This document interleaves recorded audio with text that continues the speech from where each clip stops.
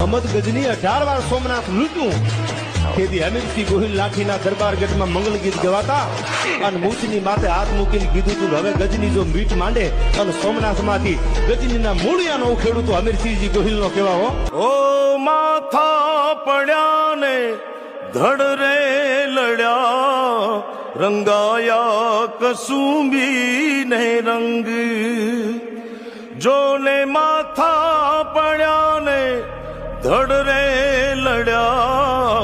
રંગાયા કસુંબી ને રંગ જોને પાળિયા થઈને પૂજાયા કેસરીએ રંગાયા કસુંબી ને રંગ